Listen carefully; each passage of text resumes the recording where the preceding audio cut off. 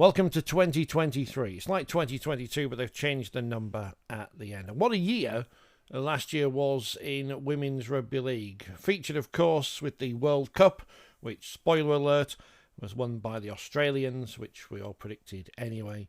And the three major honours in the domestic game going to three different clubs. This is how the story was told here on Forty20 TV throughout the year of 2022. Now, you may think we just spoke about Leeds and Saints in York all the time, and, well, probably 90% of it.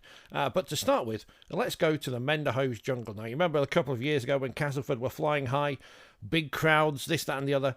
Well, things have changed for reasons we all know, and they kicked off the season in the Challenge Cup with a local derby against Wakefield, who also haven't had the best of times recently. But, brilliantly, Wakefield won. Here's reaction from both captains after that game, Saskia Lewis and Caitlin Varley. First game as captain, first win. It's all uphill for me, wasn't it? Yeah, definitely. I think it set a good mark for us going into this season. This is what we really needed, and we'll just build on it from here. We know what we need to work on, but happy to get the win. Obviously, it's been a long time since Wakefield have won a game. What was the feeling out there when the final whistle went? Oh, great. I think we had a point to prove, not just to everyone else, but to ourselves. And yeah, I'm just really glad we could get the job done. It seemed like you grew in confidence as you put those points on early and you built up that lead. Is that how it felt out there? Yeah, definitely. Just getting them early tries has really helped our confidence, and we just knew we needed to keep it simple and build from it and get the win. There's some good players out there as well. You could tell perhaps you've had a bit more experience building in pre-season than Castleford. Yeah, I think we've had a really good pre-season. Obviously, Castle have signed quite a few new players, but so have we. I just think our girls have gelled really well, and it showed on the pitch. A couple of players who stood out. Abby Price won I think she made 3 or 4 breaks. Yeah. Certainly laid a platform for you. Yeah, really strong runner, and that gave our backs the girl forward. She set the platform, and then we could ship it, getting them tries. And Libby Priestley, not a bad day, was it? Two tries and a yellow card? Yeah, she's a good runner, is Libby, a really strong player, so we're glad to have her. First win of the season. Obviously, there's a game in a couple of weeks against Featherstone. Confidence must be high going into that. Yeah. That'll be another tough challenge. Yeah, we know it's going to be a tough challenge, but we'll go and work on what we need to fix up in training and hopefully have a good game against Fev. Taking over as captain, how's that been in the lead up to this match? Yeah, I think it's been good. Something that I'm really proud to have been given by the coaches, and I think the girls have adapted to it well. So yeah, it's nice to get first win as captain. Caitlin, first game as captain. What did you make of the experience? Amazing. I thought the girls did really well out there, and I'm really proud of them on pitch today. To say it was the first game of the season, how do you feel things went in terms of the whole performance? I feel really confident. I think we've got obviously a few things to build on, but I think it's looking good for the rest of the season now. Tough game out there against Wakefield. They seem to have a lot more in the middle than your side today. Is that where you think the game was won and lost? Yeah, I think maybe as thought we need to get up more in the middle, but I think to give it to the forwards, really, they did the job. Did well. No lack of effort there from Castle. No, everybody wanted it, so I think that's the most important thing to take away from today. You're obviously going to build week in, week out, and those players are going to be more cohesive. It seemed a bit hesitant at times out there. Yeah, I think, well, obviously it's our first game together, so we're not going to be gelled completely yet, so we've got a lot of time to fix it up before season starts. The Challenge Cup pitched a mix, easy for me to say, of Super League and non-Super League sides against each other in the group stage, the most successful of which was the Alton Raidettes, who went on to win the Championship Grand Final against Salford come the end of the season, and they started the season beating 2 Super League sides, Castleford and Wakefield. After that game at Bellevue, here's their coach, Andy Williamson. Andy, 2 wins out of 3 in the quarterfinals. What a season it's been so far. Yeah, great start to the season. All credit to girls with the attitude and the effort of just not being phased by what we're playing, just gone in and give it everything, and it's paid off certainly in the last 2 games anyway.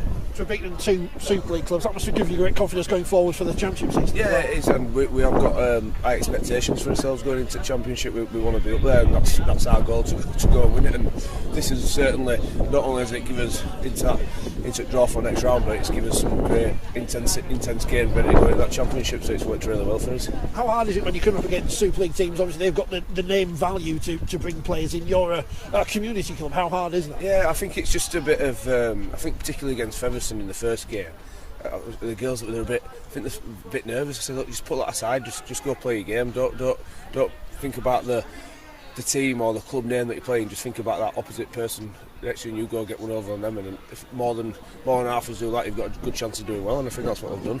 Tough game this afternoon, 12-all, and then going into the final minutes, get that penalty in front of the sticks. Must have been a bit of a stress reliever, that penalty. Yeah, and we're a bit nervous because we weren't sure how long we left either. Like, no one seemed to knew, and then but we'd got that set just before that. We'd try and set up for drop goal. Obviously that didn't come off, but then we got that penalty and got the win in the end. I think it's York next, so a bit of a tough test. Very tough, yeah, very tough. I know. I think it's in middle of May or something like that, if I'm right, the next round. But I've just said to the girls there, be really proud of what you've done. But we need to put that York game out of his minds now and get concentrating on league going forward and starting next week. In the end, St Helens won the Challenge Cup, beating Leeds in the final at Ellen Road. Let's hear from those involved in the final. First, the victorious Emily Rudge and Paige Travis. In terms of intensity this afternoon, where would you rate that amongst other games you played, big games over the last few years? I think it's up there. Definitely. Yeah, I think we didn't make it easy for ourselves in the first 10. I think we probably made ourselves work a lot harder than we needed to. We turned over a lot of ball and didn't play very smart. So I think we could have controlled it a lot better. So yeah, we were feeling it in that first half, weren't we? The intensity, and I know when I was on the bench and seeing people coming off, and my sister, and I was like, "How is it out there?" She's like, "Absolutely." She's like, "Well, she didn't. She swore actually, but she's like, it's really, really hard work. It's intense." So it's really tough, but it's what we need. Like Emily's just said, building into the World Cup. Like, we don't want these games where we don't feel this intensity when we're coming up against Australia, Papua New Guinea, New Zealand. We want to feel these intense games, so they're really important for us, not just as clubs and Super League, but as internationals as well. When Carrie Roberts went off injured, that could have been a turning point in the game, but you seem to step up a couple of gears yourself at that. Yeah, well, we're really lucky in the fact that we have a really strong bench, and Carrie's a massive impact player for us, but with losing her, it's quite nice that we have confidence in the people on our bench that can come on and still fill that position. We are really lucky. We're not just a team of 13, we've got a lot of quality in our squad, especially in our younger ones coming through now, and that's really important. That all goes down to like the coaching and the the setup that we have. I think for the competition, but I think for those girls, actually what I did just say when we got together is, hopefully, I won't say exactly what I said, but hopefully you see that they're just human, just like us, because I think that they've been built to be this almighty force, and yes, they are a great club, a great team, but it showed today that, they are beatable, and they are players that having pressure will have to dig deep, and, when that happens, it's which team comes out on top, and it can go either way, which showed today, still in their favour. That's because, they have class players, and they managed to get there today, but we take massive confidence from that, and hopefully the rest of the clubs in the competition do too. So not to make Amy Hardcastle appear to be some kind of alien or something. I mean, you can call Amy an alien if you want. I aren't, well, but she's not here, so it's okay. You were able to make her look human in that first half. You must have been impressed with how the team worked to do that. Yeah, well, Hannah had a real, very, very clear game plan, and because she's probably one of the only players in the competition that can do it, she's got the most unorthodox tackle tech, and she's absolutely outstanding. So yeah, that was the idea, that Hannah would go down and shut her down, and she did just that. She was absolutely outstanding today. But yeah, like, Amy is an absolute outstanding player, but we want to see Amy win a World Cup trophy at the end of the year, and days like today will have been massive for Amy, and building her to be able to do that.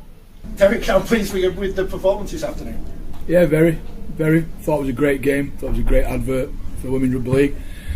We stayed in the grind. Leeds really tested us. So yeah, I thought I was really impressed with us. A much closer game than the Grand Final last season. Is that what your team needed, just to show you that you can be challenged this year? I think it's important. I'm not sure about needed. But I think it's important that the games are like that, because it's a challenge for everybody and it's enjoyable. Enjoyable games are not where people are being nilled or being, battered. So yeah, I think it was a good game. Some good tries from both teams. Emily Partington's going to get plenty of headlines thanks to her 2 tries on the wing as well. But how much of that was hard work by Amy Hardcastle, who was shut down really much in that first half? Yeah, Amy's always a threat, a strength, and I think they picked a team to defend us. I thought they had some changes, and I thought they handled Amy quite well. But Amy's an old timer, if you like, and I'm sure she won't mind me saying that, and she's experienced. So she comes up with that one play, then that nudges us ahead, that gives us the ascendancy really. So Ebony Parsons, a young girl, she's been with us since the start, but she's getting her chance now, and she's worked really hard. So we talk about all the players that we have, but Ebony's an up and coming star in her own right. You lost Carrie Roberts midway through the second half, but the team didn't seem to miss so much as the game went on. No, and I think that's the good thing about our team. We've got plenty of resilience, and people can play in different positions, and we don't miss a heartbeat. And I think that's the importance of having that strength in depth. Obviously, a lot of attention goes to the half-backs from Leeds today, but Zoe Harris played another great game for St Helens. Yeah, Zoe has been a really underrated player, and I think now she's getting the accolades that she deserves. She's obviously Rugby League Player of the Month, and I think she deserves that. And she's a great kid and great person to work with as well, Zoe. I think that's the same question on Tuesday. Now you've won again, how do you keep going on to go on to more glory? I think it's something that the girls want. It's a culture that we've created within ourselves. We've tasted disappointment and we know how that feels. So now we want to be on the big stage. In games like today, there's only room for one team. It's not a game for two teams. So on days like today, we want to make sure we're winning. The game itself, St Helens, they've won again, but this great narrative that we're building up now. So it starts when Leeds won everything and beat St Helens in the semi. So that's going back to 2019, isn't it? Yeah. So Leeds are here and Saints are here. Then COVID happens, and then it swaps over because Saints sign Amy Hardcastle. They beat Leeds in the semi-final. Sorry to remind you of that. Win the final against York. Win the grand final. But now it's like the gap's got a bit smaller because Leeds nearly won on Saturday, and that can only be a good thing, A, for Leeds, B, for St Helens because it gives them more competition, and C, for everyone because it means we're going to have some close games coming up later in the season between the pair. And I don't mean to say there's only two teams in the competition before all the players from York come and like me tweets again. No, to be fair, in that semi-final that Leeds against York were unlucky not to win that. And Leeds were very lucky to take the win at the very end. There was a few things. Leeds didn't turn up for the first, started slow at least anyway. And I think York were the slightly better team in the semi-finals. So if that is the case, then it means to me that there are top three teams at the top. And I won't write York off at all. The game itself, I think that's the best bit of rugby I've seen Leeds play in a couple of seasons, that first half. I thought the way that they moved, I thought the way they defended was typically 2018, 2019 Leeds Rhinos. And whether that's because of the structure of how the Challenge Cup's run and having lots of games, whether that's because they had a tougher semi-final than St Helens did or not, and had a little bit of a fear put into them about how tight and how tough it could be. Or whether it's that Saints are, you can crack Saints and they just haven't been cracked properly yet. And we've kind of done it, I think. They put the fear in the Saints in that first half, without a doubt. And you could see them, stopping Amy Hardcastle. She didn't do anything that game, I don't think, respectfully. But that's down to Leeds shutting her down, and putting Hannah Butcher in the centres against her, who can tackle anything, was a great shout. And I think in the second half, unlucky with, you'd put your mortgage on Courtney getting that kick normally, wouldn't you? And to go for the two rather than to take momentum and keep going for potential of the 4 or the 6, then that was it. And I think that kind of swung the momentum. And I think after that, Saints just kind of took the spoils a little bit by, maybe the halves were a bit more dominant for Leeds in the first half. A few errors, maybe 3 or 4 chances gone amiss with Fran and Alicia, but I thought it was just a really great game. I think it was a really great game, and I'm really glad that it was a tight contest. The score does flatter Saints, and obviously they took the silverware, but I think in terms of women's rugby, I think that's the best game we've seen for a while. I think it also helps when you've got more of your best players out, and clearly that looked a very different Leeds team to the one that played in the grand final.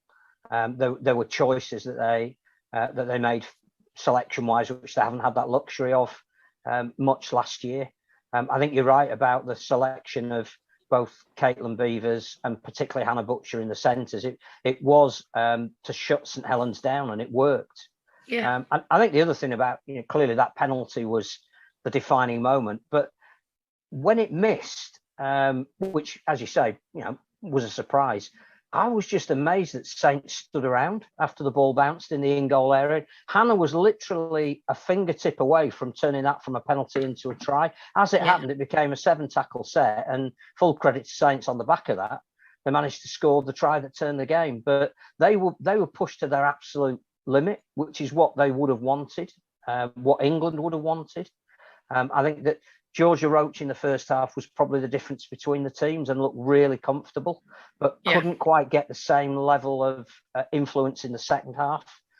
Zoe Harris's last tackle plays in the first half weren't great until a minute before half time when she put in a great kick for Leah Burke. But the second half, she was a lot more dominant and decisive in what she did. And that's great because you're suddenly looking at England's halfback potential for the World Cup. And you saw maybe 3 or 4 candidates there who'll be vying with each other. So all in all, just a brilliant day and some great young talent coming through as well. Look, Caitlin Beaver's hits on Rebecca Rotherham were unbelievable. Felt those in the stats. Twice. Which again was just great defensive reads, but also showed on the last tackle perhaps that Saints weren't firing on all cylinders in that first half. But it was brilliant. They scored 4 tries to 1, so they deserved to win. But for 65 minutes, you genuinely did not know who was the better team in that context, which is great because that takes us into a league season where you're suddenly looking for fixtures and going, yeah, any of those top 3 playing each other, that's going to be a decent watch. Yeah. For me, you've got 4 England halves playing in that game for now, at the minute. And like you say, Zoe Harris went amiss on the first half. But it gives me a bit of fear, if I'm honest with you, for the World Cup, because Zoe Harris's first real test is in a Challenge Cup final where she's not given the space and the time to play the ball or to move the ball around like she used to. And what her first thing to do was she not crumble, that's not the right word, but the pressure didn't do Saints any good, I don't think, in that first 20 minutes at least. They didn't get anywhere, and Leeds on the front foot for a lot of it. And, you're looking at a lot of England starting lineup there, even when it comes to the France test in June, whenever they're playing France. June. And my biggest worry is they're actually going to put under some pressure. And it's how they deal with that. Where's the resilience being built up? And that's the struggle I have at the minute, is that do we always have to wait to a big final to get these fixtures in now? And when Leeds and Saints do meet each other again, or maybe York will put the pressure on as well, is that the only practice they're going to get before a World Cup? Well, I mean, because it makes me worry. I was stupid enough to say the other week, we may as well just have, I know Castleford dropped out and for completely the right reasons, out of the top bit of Super League 1, Super League 2, whatever, A, B, whatever it's called. I said the other week, we may as well just have a 3-team competition and have Saints, Leeds and York play each other home and away a few times, because at least then the games are going to be intense, because with no disrespect to Wigan, who I know have got internationals in there, and Huddersfield are obviously a growing side, but they're not going to put the same kind of pressure on Saints as Leeds and York will do, and vice versa. Yeah. Which I know is harsh, and I don't mean it to sound that way, but ahead of a World Cup where, look, we're coming up against professionals pretty much. Bigger people, yeah. We need to give ourselves the best chance we've got with intense fiction, and that's what Emily Rudge and Paige Strawy said in the press conference afterwards as well. What's an interesting development, and not everything has been, because you mentioned obviously Castleford have made a decision to step down a level. I was surprised when the press release came out yesterday that we've lost Cornish Rebels, particularly at a time when we've got a semi-professional men's team in Cornwall. You would have thought that they would be in harmony rather than dropping a women's team from Super League South. The exciting thing on the horizon, I think, is Catalan Dragons women. And again, we're talking a huge amount of cost and logistics, and I genuinely don't know how it would work. But clearly they were the big success of the Nines tournament. Well, I know Nines isn't the 13-a-side game, and they won't have played at that level of intensity week on week that certainly St Helens and Leeds and York are achieving at the moment. But were you as impressed with them as the reports coming back were, that they played with a bit of flair, that they were a bit of an unknown quantity? They beat Wigan, which again you wouldn't have expected at this particular stage of their development. They're going to be going back to Salford now in the final of the Nines competition. Should we be looking at, if we're serious about women's game, the women's competition, the value of England and France mid-season, maybe getting Catalan Dragons into Women's Super League if we can find perhaps a sponsor that will pay for that? I mean, that's such a massive financial burden for somebody to take on, and the women's game's not there yet. We're in the middle of a real steady growth of the game, and to ask for such a big payout for a team, I think is a big ask. You know, could you do like a 2-week block where they play 3 teams and then another 2-week block or whatever, or they come over and just play 3 teams? Or do you know what I mean? Can you fix it up so there's an expense, but it's not an ongoing forwards and backwards one? You know, I didn't actually see them that much in the Nines tournament. It was a very busy tournament. You know, I saw the bits and pieces, saw the odd half here and there, but it was a shot that they came and they made a bit of a stamp, and they are going to go forward to the final in Salford. And I'm really glad that they have. And I'm really glad that somebody else has mixed it up. And I really hope that the wild card is a carefully thought out one that's going to actually compete. And I think that there's areas where Catalan could compete. You know, you're looking at the St Helens, you're looking at Leeds, both rested key players. So could the scores have been much different? Would the results have been much different? Yeah, absolutely. Would Warrington and St Helens drawn 17-0? I don't know, maybe not. But to see a team like Catalan get there, I think it's just good for the sport, isn't it? As cliche as that is, it's just something else getting out there. The Catalan do really well on their social media side of stuff. The coverage of it, hopefully, there'll be a bit more coverage for it, maybe from the France side or from our side, and at least get just a bit more out there about it. Let's take a trip back outside of the top bit of the Women's Super League, even though we haven't really spoken about that yet, and go into Women's Super League 2, where there was a featured game at the Summer Bash at Headingley, the day in which the Lionesses, the football ones, not the Rugby League ones, won the European Championship against Germany. You may have seen it on the telly. They've won lots of awards and stuff, but not as many honours as they should have got because politicians are idiots. Right, back to the point. Barrow had a very successful season, missing out on the top spot in the table thanks to Warrington, but success nonetheless on their promotion. Here's their coach and captain, Amanda Wilson and Jodie Litherland, after that victory over Featherstone at the Bash. How tough was it out there then this afternoon, Jodie? It seemed to be a very stop-start game. There didn't seem to be much flow about it. Yeah, I think it was tough and playing out there, and I think it's a big occasion. Some of the girls have never been in a situation like this before, so you've got to take that into account. But overall, I think we dealt with it pretty well, and I think the best thing about us and a team, we can go and beat teams 50-0 when it clicks and we go and put 50 points past people, but when we've got to get down to the tough and the rough and the nitty-gritty of the game, the fight for each other, and just to be able to do that is just as good winning like that as it is beating teams like 50-odd points. So I like winning when it's a bit closer. It's more enjoyable to play in, definitely. Yeah, I listened to the commentary last week, and obviously the scoreline was a lot more comfortable than today. But as you say, you prefer playing in games like this, and you're going to have more of these tough games going into the latter stages, hopefully. Yeah, and I think as well as the more the women's game grows and all of the teams get that competitive, and as we build towards kind of 2024 and a one-structure Super League, we want to be up there and we want to be involved with the big teams, and we want to be playing like that every week and showing how good the women's competition is, and then it makes it better for everyone, and hopefully more people will watch off the back of that, and it'll just keep growing and growing. Amanda, if they'd won, you'd have been level on points, but you've gone 4 points clear of Featherstone thanks to that result. How important was that this afternoon? Oh, really important. I think, from a coaching point of view, for me today, we come here and like Jodie said, I was unsure how the girls would deal with the occasion. I think we've prepared well. We're at a confident stage in our progress at the moment, and I think they just stay composed, and when it got really, really tough, they just worked for each other today, and that's what I was proud of as a coach. And yeah, today we needed the win. Do you know what I mean? Didn't want to put the pressure on the girls, but we needed to come here today if we want to stay up there with the best, and we needed to get the points, and we did. And full credit to them. So losing our fullback and having to put a prop at fullback, do you know what I mean? It shows the strength in depth that we've got in the team and how much they are willing to work for each other, and good attitude. So proud of them all. Big try just before half-time. Did that change what you had to say? No, I think, I always have a look at stuff. I don't have a lot to say really at half-time. I think at the end of the day, once that whistle goes and the kick-off, the girls go out there and do what they know best, and play the best they can. And for me at half-time, it's just some little tip on, just like tips on things they can improve on, things that they maybe could do a little bit better. You know what I mean? And that's it really. I don't really give them a lot. I think, they're out there and they can react, and the only way they're going to learn and get better is by reacting and sorting it themselves. You almost appear to be an outpost out there at the top end of the country. Most of the teams based in West Yorkshire and in Greater Manchester. Is that an advantage to being able to keep players from the Northwest in your squad?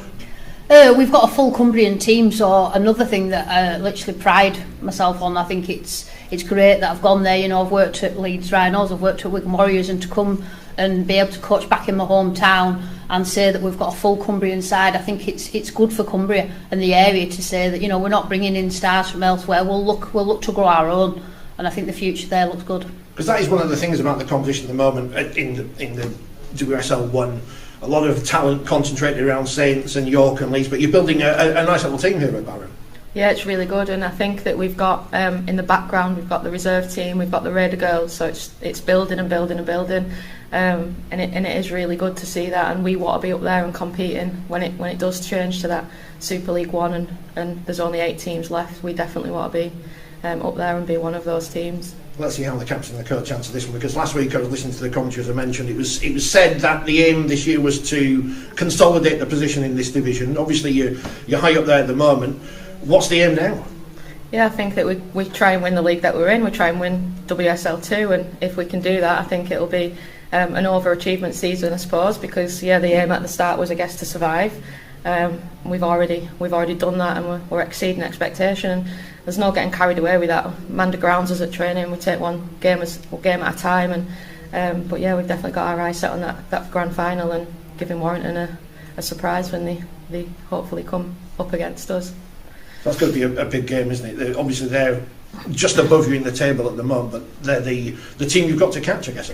Yeah, I think they're standing there as a more sort of experienced team, if you will. You know, they've got players in there that have been playing at this level for a while, and you know they are probably the toughest team in the competition. But like Jodie said, for me, I'm quite focused as a coach, and all I want to do is make each one of these the best it can be, and I keep saying it, and you know that's what I do. That's how I coach. That's what we work on in training, and they'll go out there, play the best they can, and the points look after themselves. And at the moment, I'm really impressed with the great attitude, the willingness to want to learn and get better and be the best they can, and the way they work for each other. Carry on as we are, and like I say, points look after themselves, and the league will.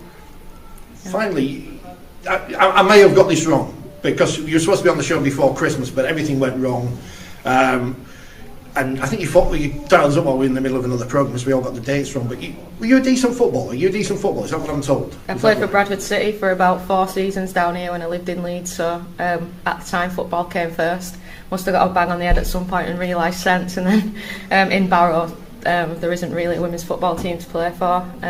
So yeah, rugby takes priority now, and I've retired from football and given rugby the last kind of as many years as I've got left playing, because I'm 34 now. Well, you'll be watching the game tonight. Obviously, there's never been a higher concentration on women's sport than there is at the moment, especially with the Lionesses in the final tonight. Yeah, we're staying down. We're going to watch it in a bar in Headingley as a team. The coaches are getting VIP treatment in commercial in a minute, so but then they're going to join us back in the Headingley for the game, so that'll be a bit of a throwback for me, living here for a while. And I think what you said before about teams down here and players, there's so many players that I recognise from my time down here that play for different clubs and they've been around. But at Barrow, I think that's the nicest part of being involved with the team. It's everybody's local, everybody wants to be there and wear the Barrow shirt for the right reasons. And yeah, we don't need to attract people from away, we just need to get what we've got and keep everyone happy in the squad, and I think we do that really well. The great thing about the rivalry between St Helens, Leeds and York this season is that, despite what I said at the start of the year, that Saints would probably win everything and Leeds might finish second, it was quite tight between the three clubs, with wins being traded throughout the season. After an important one over Leeds at Headingley, having been beaten by York in a previous round, Derek Harmon, the Saints coach, spoke to us at Headingley. I'm really happy to back that up after a York game last week. I think when we got beat against York and Leeds, people started to doubt us and write us off, and I think that's been really good for us. Don't get me wrong, there's a long way to go yet. Nothing's won, but we're very proud to keep hold of our trophies, so we're going to fight to the end. It puts you back in the hunt for the League Leaders Shield as well, doesn't it, with 2 games to go for yourself? 100%, yeah, we put ourselves in a great position now, and that's what it's all about. Nothing's won in the middle of the year, it's all won at the end, as we know. So, you know, we've put ourselves in a great position now, yeah. You like coming here and play, obviously you won in the Grand Final last year. A different game though this afternoon. Yeah, definitely. To be fair, I think Leeds were a bit down on troops in the middles. That's probably a pack that they'd pick. We were down on some troops, so you know, I just think it's always a great game when we play Leeds, because you've got two committed teams who work hard, and there's no niggle. It's just 2 rugby teams, and I think that's the beauty for me to come here and win. How important is that top spot in terms of not just in the league leadership, but in terms of playing the 4th place in the playoffs rather than 2nd or 3rd? Definitely, you know, with all due respect to the other teams, it makes things probably a little bit easier. But you know, anybody can win anybody can have a day off. So you know, whoever we play in them top places, we need to make sure we're on the money. Another outstanding day with the boot for Bethany Stott, 5 out of 6 and hit the post as well. How important is that in the women's game, the goal kicking? I think the people who watched the last game when we played it on Sky, we got beat 2018 and we missed 4 of our goal kicks. So one thing we've worked on and talked about is we need to go up in 6s. I think today Beth did an outstanding job and we went up in 6s, hence then when you start to pull away from teams. So it's a massive part of what we do. York then, and I am still flattered that my tweet saying that as soon as Saints signed Shona Hoyle, they were going to win everything and Leeds were going to be their challengers. That they used that as motivation. That and everyone else who said the same thing, not just me. I'm not that arrogant, come on. But York, as it turns out, won the League Leaders' Shield at Headingley, although they had to wait a week to get it. So here's Lindsay Anfield and Tara Jane Stanley after winning the League Leaders' Shield, and Kelsey Gentles having picked up her medal for winning the League Leaders' Shield. She predicts game scores, so that's it's good. We predicted it today, so we're happy about that.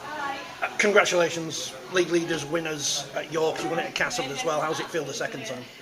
Yeah, it's amazing. Do you know what I mean? People play down the League Leaders' Shield, but for me, it's just a culmination of a really tough season and the determination and the commitment that the girls have showed.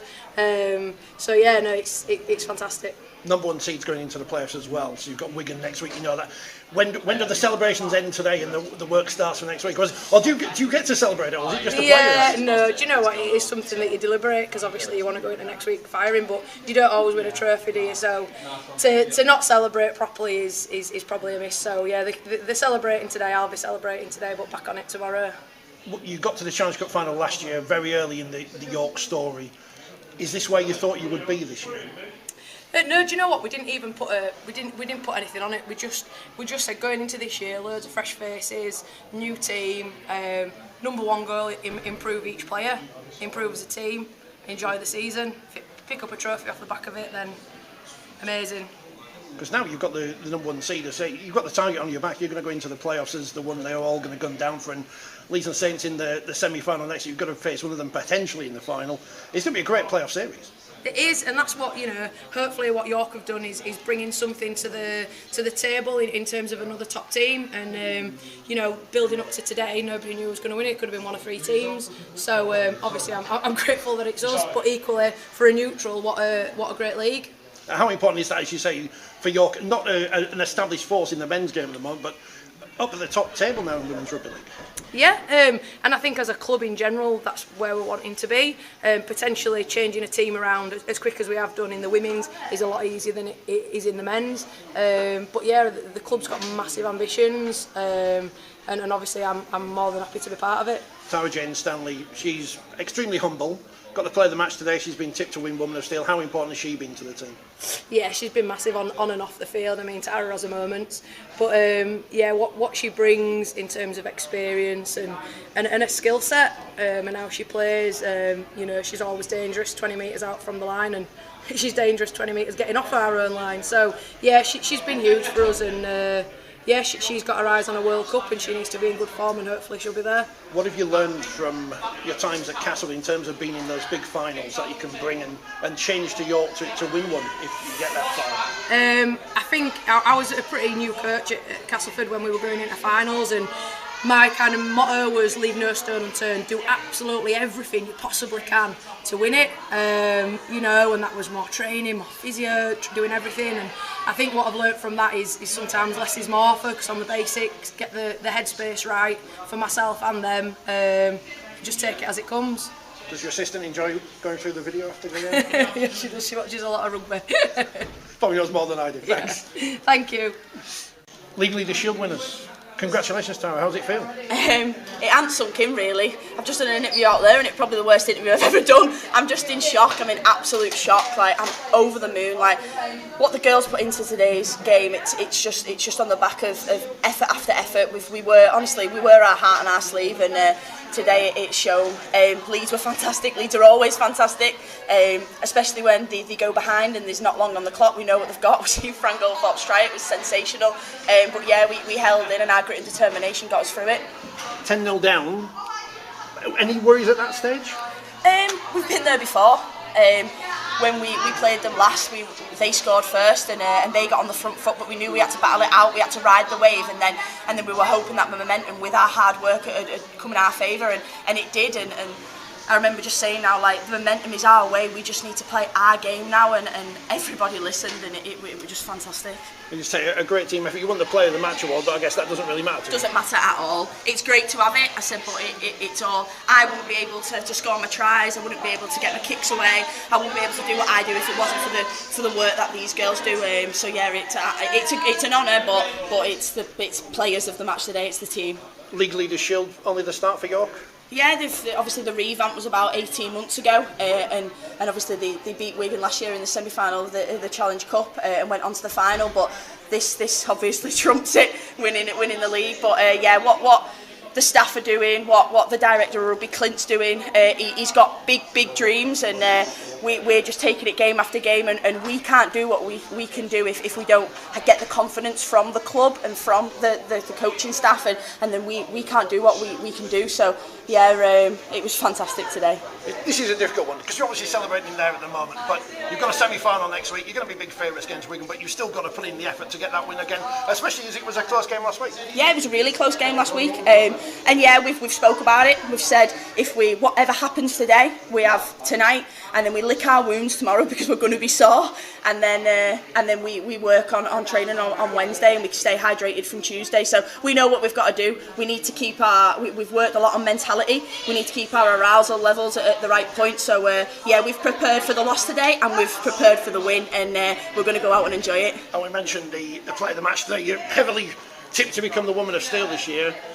Do you feel that you are the best player in the league this year, or who would you feel is the best player in the league this year? There's a few. There's a lot of girls going on. Fran Goldthorpe's just scored an absolute worldie. She was up for it last year, and then there's a lot of the St Helens players. Do you know what I mean? They're brilliant as a team, but there is some fantastic individuals like Amy Hardcastle.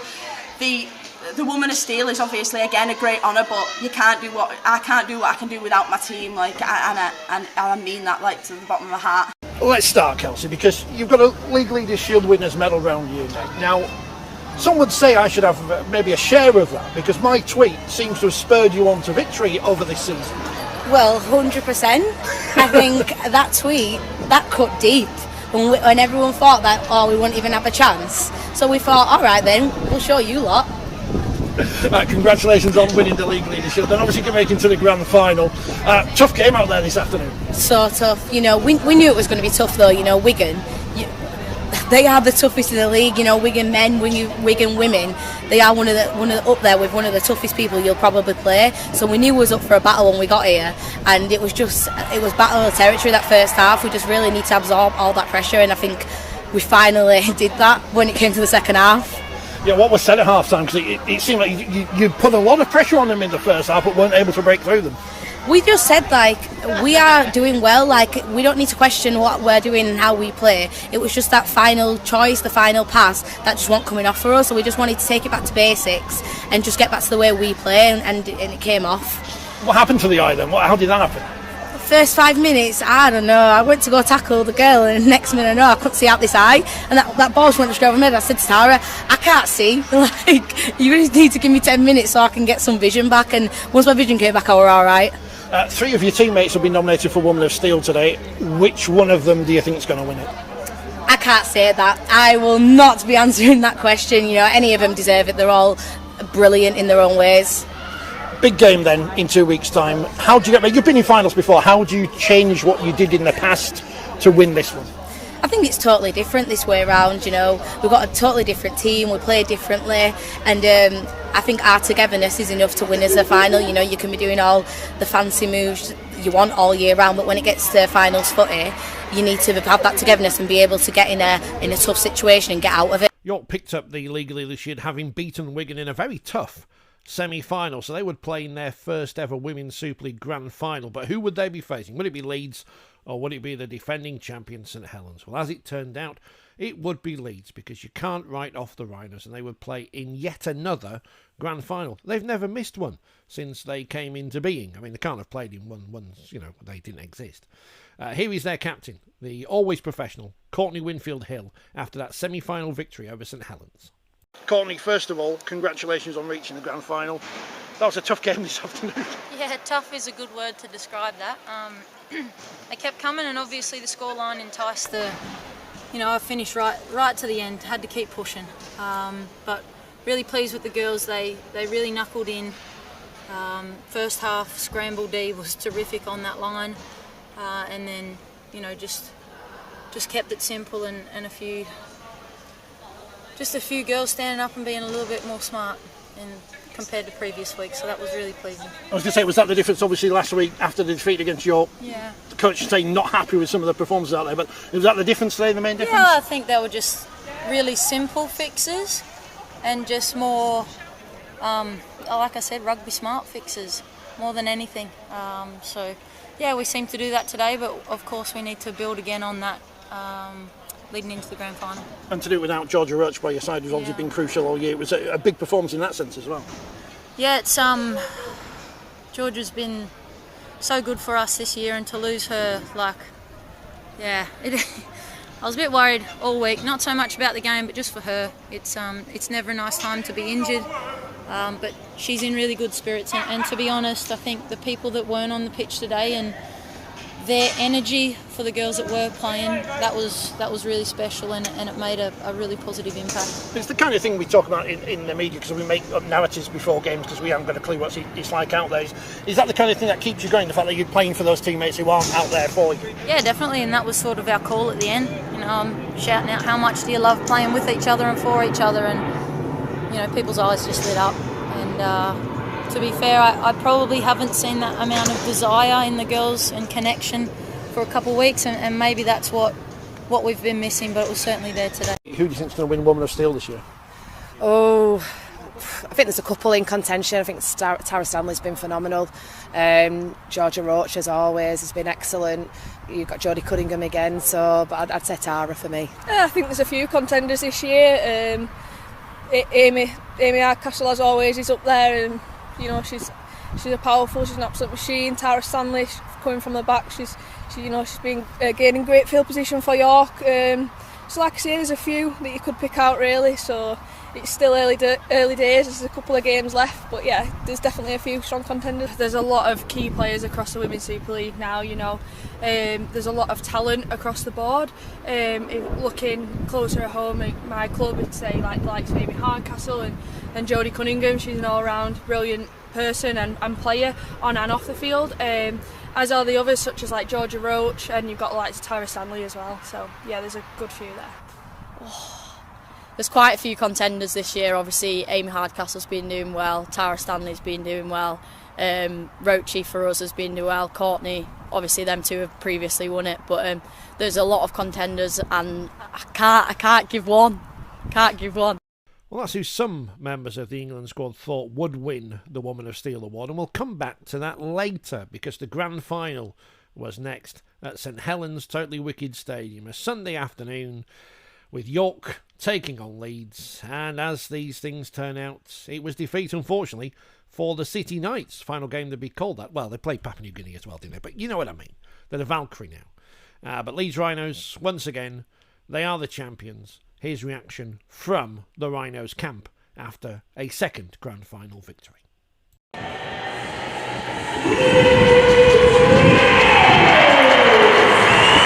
That togetherness, that grit, that determination, and playing as a team and as a collective and just being connected is what we've really been working on for the majority of the season, but really managed to find some form with it this back end, so it's obviously taken its time. But yeah, I think we were good considering we made it hard for ourselves at times in terms of retaining possession in the right places. But Grand Finals are won by teams, and I think today our girls really showed that they're a team unit and had great team spirit. I don't even know what to ask after that, but how does it feel to win the Grand Final again? Oh, absolutely amazing. You say again as if we do it back to back all the time. I wish we did, but yeah, just absolutely amazing. I can't wait to celebrate now, I'll be honest with you. I can't wait until a beer touches my lips and then the celebrations will start. But yeah, we've worked hard enough for it, and I think we just had this new level of confidence these last couple of weeks. We've turned up at games saying we are going to win. We've not asked questions, we've not been worried as such. So yeah, we've cracked on and we've done it. Because it seemed after the game against York a couple of weeks ago that perhaps things weren't going right, but everything has turned around so quickly with a win over Saints and now this grand final win.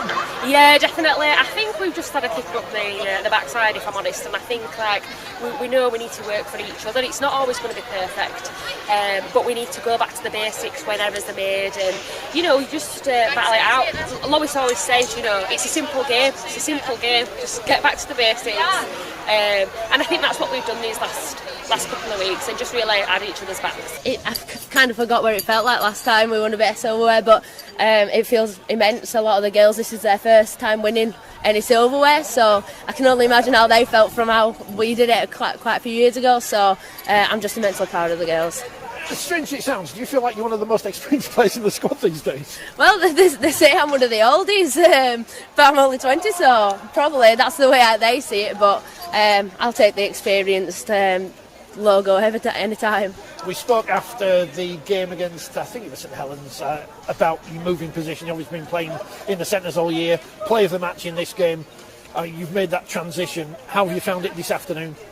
I actually really like centre. I like the fact that it's a lot of defending. At fullback you obviously don't get that, so to be able to defend and have the ability to hit lines to get some good attacking, I'd really like it. Don't get me wrong, I don't mind wing or fullback either, but I think I kind of find my footing with centre.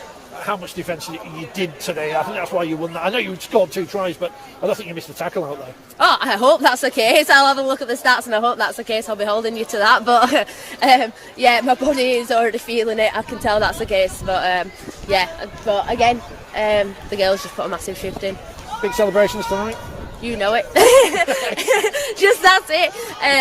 The girls will just get around each other, and it'll be really nice to spend company with the girls, especially after that performance. Togetherness, that's all I've got to say, the word togetherness. Thank you. Enjoy. Thank you very much. From the game against York 2-3 weeks ago, yeah. Did you see today's result happening, and what have you changed from the team from then to now? 100%. Anytime we've lost this season, it's not been because of someone else, it's been because of us. Like, we know that we've got the answers, it would just probably fine-tuning some of the messages to the girls, and me reflecting on what I was giving them as a coach. Am I giving them enough information? And probably not, actually. We went into the Saints game with a real clear game plan, and the girls responded really well to that and gave us some really positive feedback on what we offered them to help them get the win, and so we went with it. So yeah, at any point when we've lost this season, we've kind of gone, actually, we can be the reason that we don't lose, and we haven't today, but certainly today we were. Talk about the team, but as yourself, as a female coach, how important is that for Women's Rugby League that you've gone out there and coached the winning team, which either you or York would of course been a female coach? Yeah, it is great because it just shows a pathway. I know, like Lindsay, I played with Lindsay at England and I have a lot of respect for her, and it's just great. I saw her coach before I even thought about coaching. Amanda Wilkinson, she went and lifted the trophy with Wigan when I was a player, but unfortunately injured in that grand final. But it's just great for young girls to see, current players, that there is a pathway in the game for female coaches and young female coaches. So yeah, really grateful to the club of handing me an opportunity when I had to call my time on my playing career. Asked about after the wheelchair game yesterday, what is it about Leeds in all these grand finals this year? What is it about the club?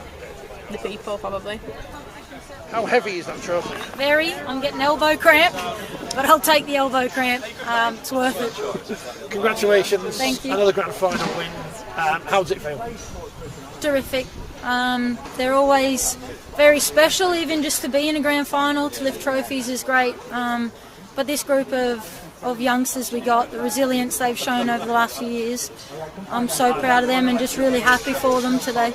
I just said to Courtney Winfield-Hill, she's almost one of the more experienced members of the squad, and she's only 20. It is a very young squad you've got there. Incredibly young, and I think you saw that in the program, The average age is only lifted by a couple of us, really, but this group, they got a tremendous, future ahead because they've got so much experience at such a young age, and keep that core nucleus together, and yeah, they're going to continue to have some fun over the next few years. A few weeks ago, after the defeat against York, I wouldn't have predicted that Leeds would have won the Grand Final, but yet again, here's Leeds in a big game and Leeds with the trophy. Yeah, we always find a way, don't we? And I think that's what we pride ourselves on, is continuing to graft, and we love a big occasion where the girls just look at each other and find new gears. So yeah, it's been really special. You've got to celebrate, don't you? Yeah, the coach is calling me off, so Go on, better head off it. Thank you. Thank you. Awesome. Congratulations. Autumn came and the World Cup did as well. A year late, but the anticipation was worth it. Remember all those years ago when Prince Harry made the draw at Buckingham Palace? I don't know if it's allowed in there these days, but one team involved in the draw was Brazil. They would face England in their opening game of the competition. And before it all got underway, we went to York and spoke to their captain, Maria Graf. Maria, welcome to England. Welcome to the World Cup. I never thought I would see Brazil play Rugby League. What has the journey been like to get here to this tournament? Como é que foi nossa jornada? Nunca pensou que o Brasil ia estar aqui, como foi a jornada? I never thought this too, but I think we deserve to be here because we working hard and we have a good team. Good players, so I think we can surprise the world with our rugby league. How did the game go against France yesterday? Yeah, we are looking forward for this game because we are making history, and in our first time in World Cup, just against the whole city, the opening game, we are looking forward, but we are very glad and prepared. What have you seen much of England play? Do you know much about how they play, what to expect on Tuesday? England is a good, really good team. I watched some games and I am surprised with the skills from England, but I think we can play so well as the team of England. Brazil is a massive country. Rugby league, a tiny sport over there. How did you get involved? I have played Rugby Union before, so when we haven't many visibility from the rugby in January, the Rugby Union is like a platform for rugby league in Brazil because rugby league is just beginning, but I think we can turn bigger and stronger sports in Brazil because with this first time in World Cup, it's like a spotlight. It's like a spotlight or a big opportunity to show to Brazil and sponsors and TVs. Okay, we can do this and let's make rugby league bigger sports in Brazil. Pulling on the national jersey, representing your country, how does that feel? How does that make you feel? It's an honor to represent Brazil, South America. It's an honor to be the captain of the team, and I'm very, very glad to be here in this amazing experience.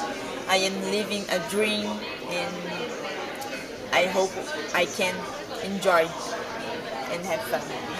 How are you finding the weather? We think Brazil is hot, warm all the time. It's hot all the time. England, not quite so much. It's not a problem for us because Brazil have many weathers along year. So in my city, I have cold too, so it's not a problem for us. Well, it's just like being in Wakefield, and that's okay. Final one. What can the spectators, the viewers expect from Brazil in terms of how you're going to play in this competition? O que você acha que a galera, todo mundo está esperando você jogar? The people never saw Brazil playing rugby league, but I think we can surprise the world. You'll be unsurprised to hear that Australia were favourites to win the World Cup, and indeed that is what they did. They opened up their tournament with a win against the Cook Islands, and we got the opportunity to ask Kennedy Cherrington on her debut how she thought it had gone. Kennedy, did you get a little bit emotional there when the anthem was going on? Talk us through that. Yeah, obviously debuting tonight. I think got goosebumps just walking out, not because of the cold. But yeah, I think it was a really surreal moment, not just for myself, but for the other debutantes and the girls who've worn the jersey before.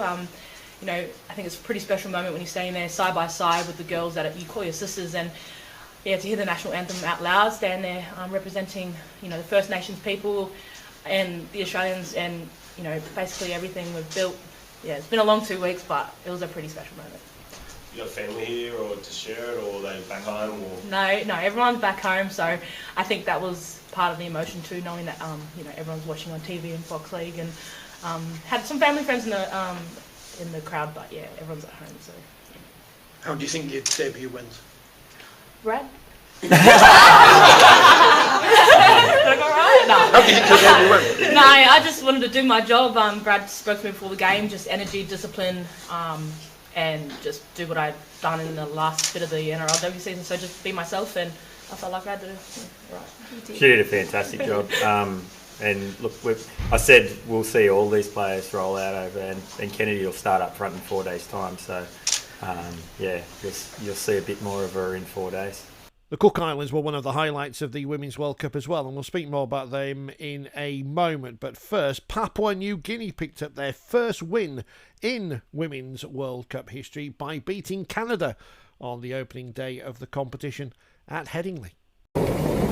Emily, congratulations on your debut. How did it feel hearing the anthem being played for the first time? Oh, it was unreal, hey, it was amazing. It's a very great opportunity we've had here tonight, and I can't believe I'm so happy we got the win. Have you got some family watching back home? Yes, we've already seen lots of messages, lots of videos and everything. Everyone's watching. Yeah, brilliant. There was a party in PNG tonight, isn't there? Oh, big party all over PNG. Leah, what was it like out there? First World Cup win for the Orchids. Yeah, it's something special to all the girls, and you know, for our first win, like in 2017, the girls haven't won a game in the World Cup, so this is a first win for the PNG Orchids. I'm so proud to be part of the team and the success win. Yeah. It felt in the stands like a very physical game out there. What was it like on the field? Oh yeah, it's really our, like, what will I say? It's our drive through. Like, we must start physical and finish physical so that we'll ever win on our side. Yeah. In terms of the crowd that here this afternoon, what was it like playing in front of the Headingley crowd this afternoon? It was good. It's very good to play somewhere different, and it's good hearing different people. You know, different at home, so that's good. I heard Ben's half-time talk was a little bit spirited. How did that go? Yeah, it was good. It was good. It was all positive stuff. Yeah. It was good. Tell us about the preparation leading into the World Cup. I know you haven't had a lot of time together. You played the PM13 as well. How much time have you had together as a team, and do you think you'll get better as the tournament goes on? Yeah, definitely. I mean, it's a short turnaround to our next game, but I'm glad that we got here early, because we obviously didn't get a lot of time together in Brisbane. Like, we had 3 or 4 days together before our PM's game, and then 2 days in Brisbane before we've been here for the last 3 weeks. I'm just so grateful that we got to come here early and got to train together. It's definitely helped us a lot. Tell us about Elsie Albert. I know she's a pioneer for Women's Rugby League and PNG, but you know, what impact does she have on your squad, especially seeing as she's playing in the NRLW now?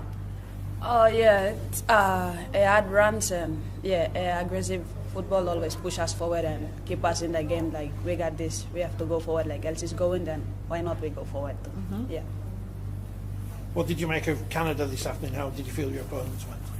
Yeah, good. they definitely started strong. We definitely got them on the back foot in the second half. But that's just something we need to work on to start off stronger in our first half. But they definitely they were good for, was it their first, was that for their first match as well? Yeah. Yeah. For their first match as well, like they came out firing, which is good. Very good. What were you happy with out of today's performance, and what do you think you can improve on for the next game?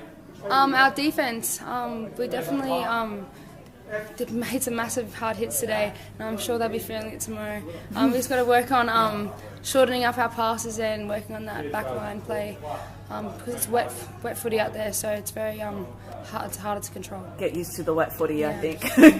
Yeah, 100%. Brazil on Saturday. What are you expecting from them?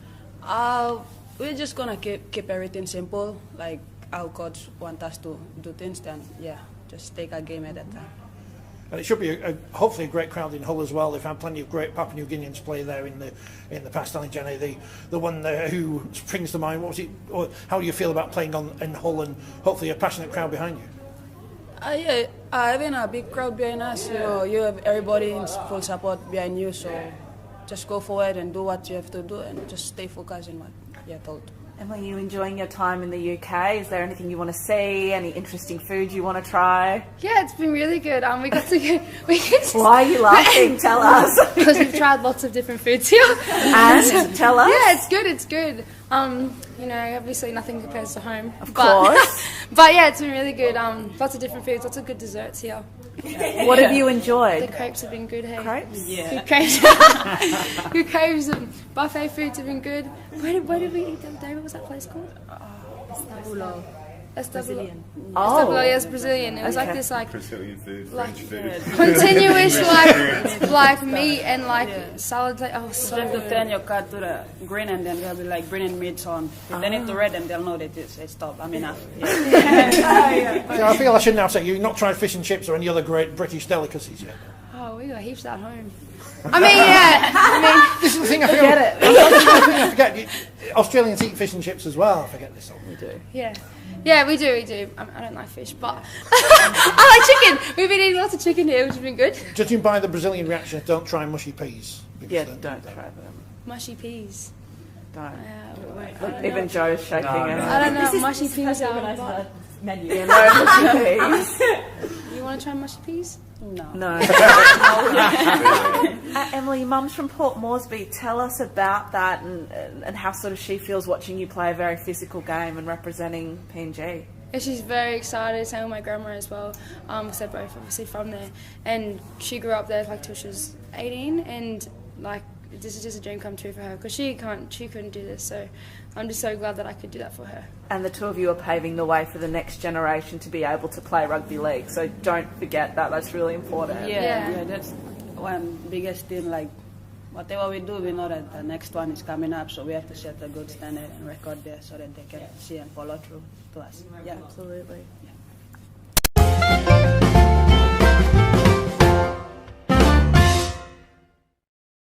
Rusty, was that what you were expecting, that level of intensity?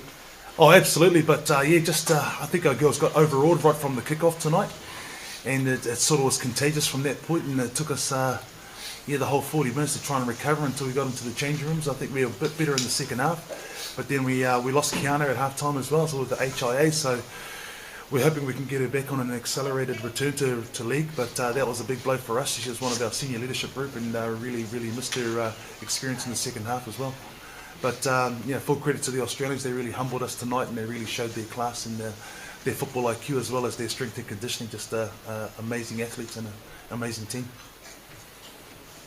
What can you explain to people the difference between, I guess, the pathways that the Aussie girls have come through and how new women's rugby league is in the Cooks, and just the contrast there? Oh yeah, well they've got the resources of the NRL, multi-million dollars. So they flew here first class. They got amazing. I think they got $20,000 each for making the side, and they got huge match payments. We had to, we had to meet the night before we flew to England, and that was us. That was our preparation. And so we've only had the time that we've been here to actually gel as a team, which is really hard. And even just trying to select our side was really difficult for us. We had girls from the Cook Islands flying to New Zealand and Australia to try and trial for us. And as you can imagine, when we've got players like, say, Api Nichols, Crystal Tamarua, who are of Cook Island descent but always choose to go to the Kiwis, and our men are in the same boat with our premier players choosing to go with the Kiwis. So that's really hard for us, yeah. And so basically you've got amateurs up against full-time professionals, yeah. With that view, amateurs against close to full-time professionals, what do you make of the decision for games to run for 80 minutes? I think the time's fine. I've got no issues with the time. Probably my biggest issue would really be with the pools. I just think that for starters, Australia and New Zealand should have been split between A and B pool. That's a no-brainer. I think that's just common sense. They played every grand final, so I can't imagine how they ended up in the same pool. I don't see any system that allows the two top seeds to be in the same pool. And so that's pretty tough, and obviously for us being in the pool of death, and as I said before, England's in the spa pool along with the old Brazil and Canada, so I think that's a little bit unfair. Yeah, absolutely. Did you enjoy the conditions out there this evening? Oh, it's the same as New Zealand. Love it. I love playing in the weather. Oh, in the rainy weather. Didn't take a step back against the Australians at all from minute 1 to the last minute. You were trying, just couldn't get quite over the line. I guess it's the passion for me. I love my country, and I always play hard for them, to my family, for my family actually. Kimiora, we heard that the team has only come together quite recently. Are you all enjoying your time together? Of course, we're all about our culture and connection. It is pretty hard trying not to, we didn't have a week together like every other team, but I think it's our families and our connection with each other that holds us together. So I'm pretty proud of their efforts. So we just can only come back and play Kiwi friends with more heart. I think the crowd also enjoyed your effort tonight. Your fans in the crowd didn't stop chanting the whole time. I think they like the Cook Island drums too, so that's part of our culture too. So thank you to our drummers who come out tonight to support us. Absolutely. Has there been a good level of support from home guys? From Cook Island? Yeah, there's heaps of support. Financially, we're a bit under the radar. We don't, just like Coach said, we don't have the resources like many of those other teams, but we just come together, play with our hearts, and we can only produce what we can. When you ask us in the future about our highlights of the World Cup, we are going to mention Brazil versus Canada. Tied up until the very last, I think it was the last kick of the game, and a victory in the end for the Ravens. I'm a bit out of breath. I had to come down a heap of stairs. They started melding together at the end. Pretty heartbreaking, I guess. Yes. But, no, I'm very proud of them. They were excellent. Yeah. Can you tell us a little bit about, your emotions?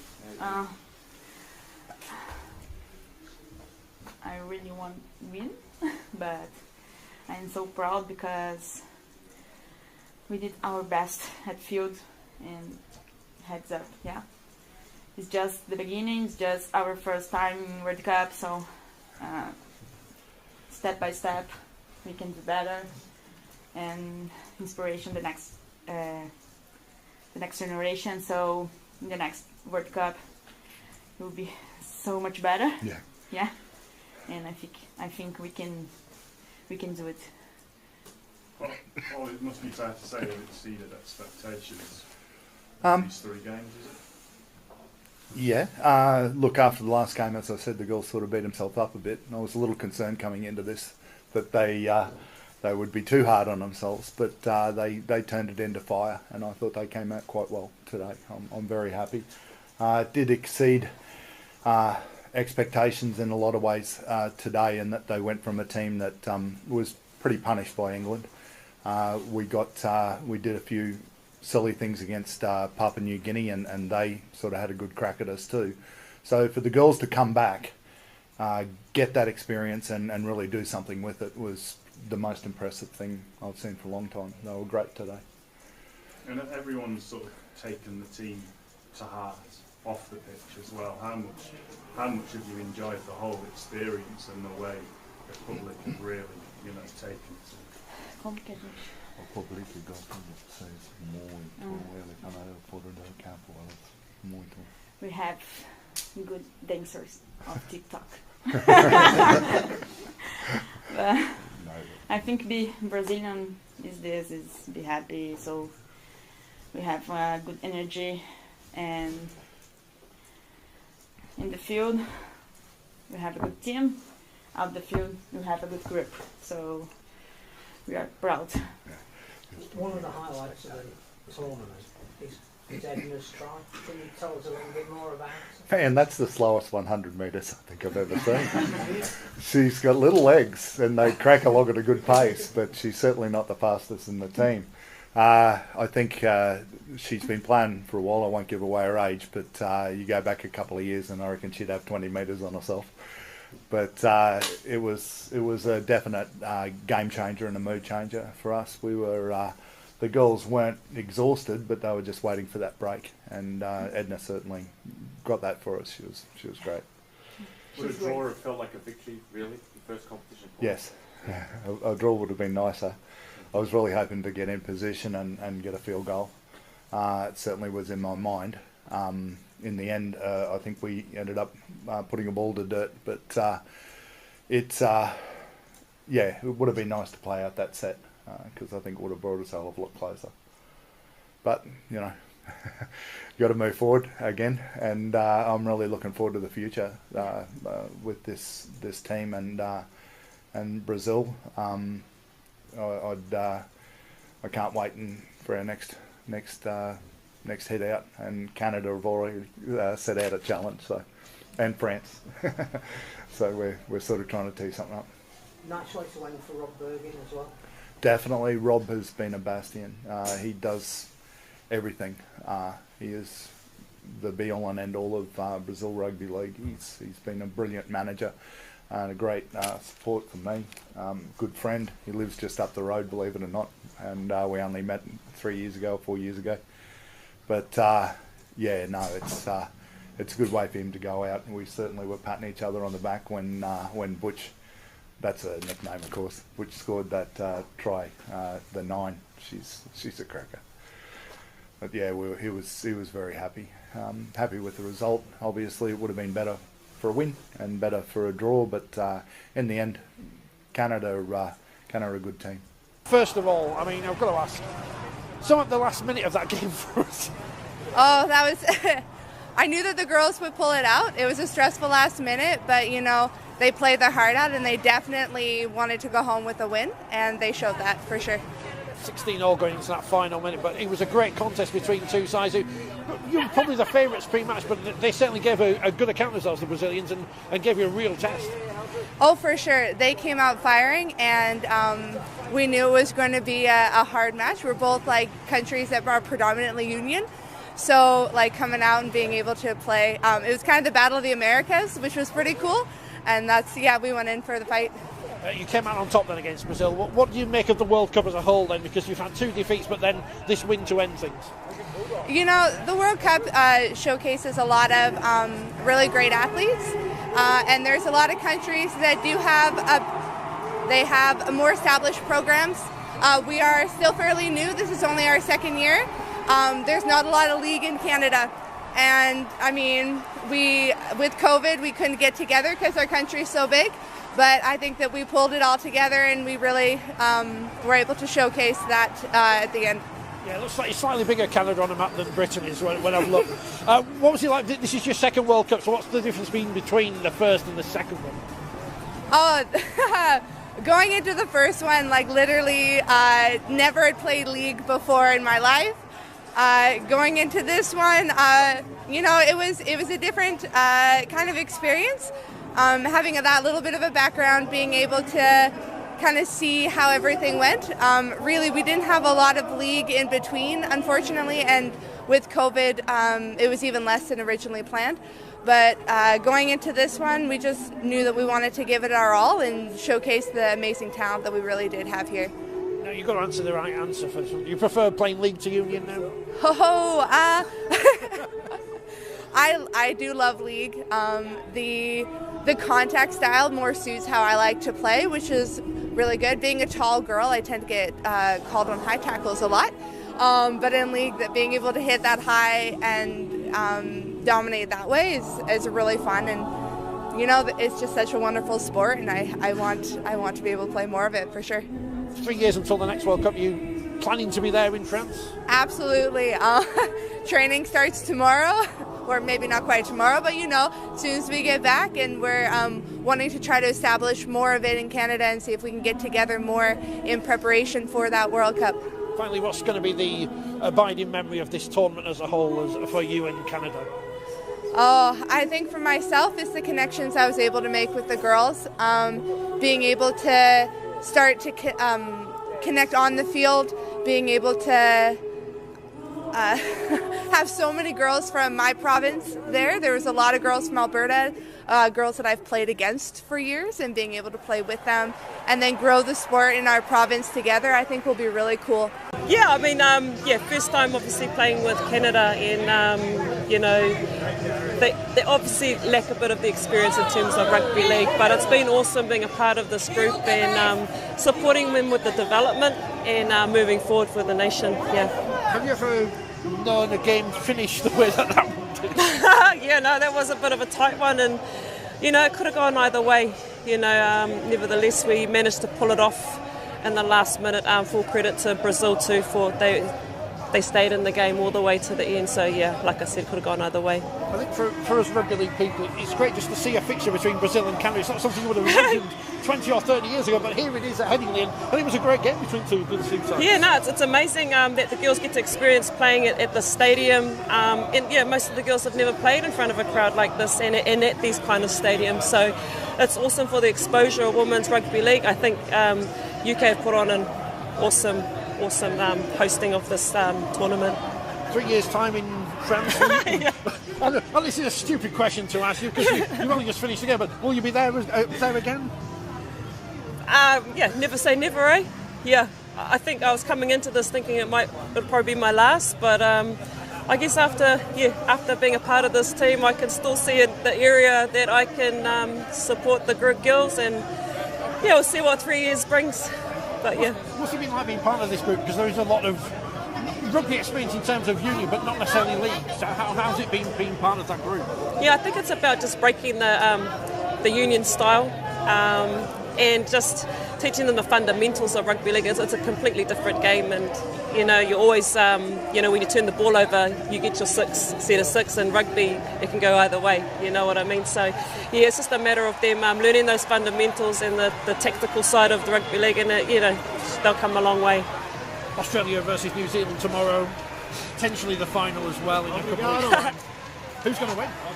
It's going to be a tough one. It's going to be a tough match. It's always a lot of rivalry between the Trans-Tasman teams. A lot of them will know how they play in terms of the NRLW. So yeah, it's going to be an interesting match.